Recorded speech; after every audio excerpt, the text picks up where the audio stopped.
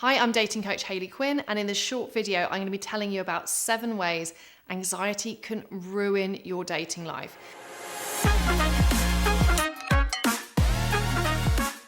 Now, as a coach, I've worked with lots and lots of people where actually it's not about how they're dating, it's not about their messaging skills, it's actually our good old friend anxiety messing with them and interfering with their ability to date.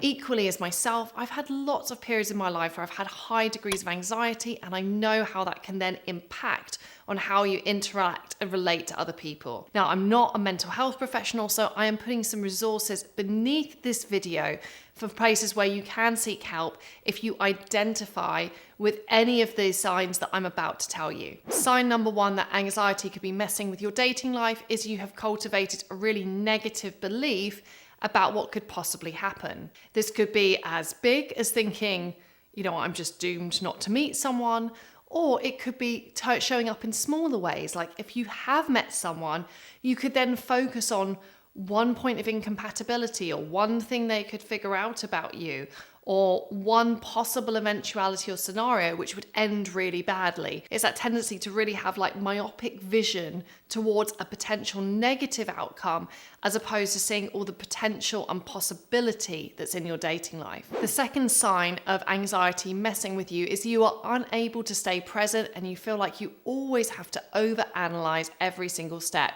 If you're constantly going down rabbit holes of screenshotting someone's messages, chucking them into a WhatsApp group for your friends to dissect, or you worry about minor details of exactly how long they took to reply. Was it 1 kiss, 2 kiss? Did they use an emoji? This lack of ability to be present, to go with flow and to experience people and get to know them, and this draw to analyze and try to get to the solution quickly could just be another way that your anxiety is showing up for you. Sign 3 is simply that you find it really hard to go on dates. You might say yes to dates, but then find yourself somehow finding a reason to cancel them last minute. Suddenly, maybe you feel like you've got a headache coming on, you start to panic about a work deadline, and when push comes to shove, you actually find it really hard to take that step outside the front door and actually go and meet someone. Sign 4 is you self-sabotage. You know you've got a great date coming up the next day, but somehow you spent all night out drinking and you're now in a bad shape to go on it.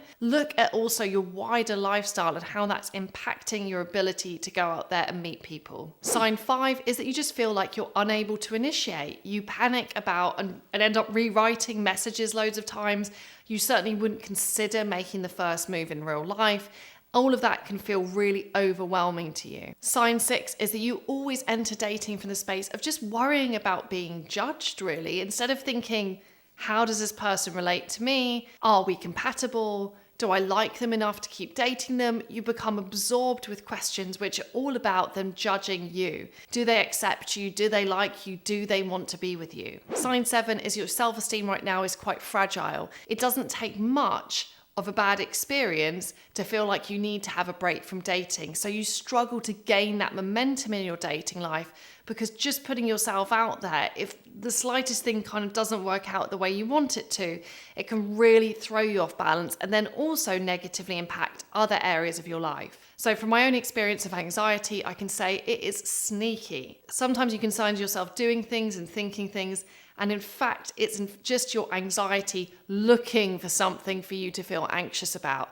If right now anxiety is messing with your dating life, I said I've put some resource links beneath this video, and I'd also love to hear from you in the comments below about whether this is something that you've experienced.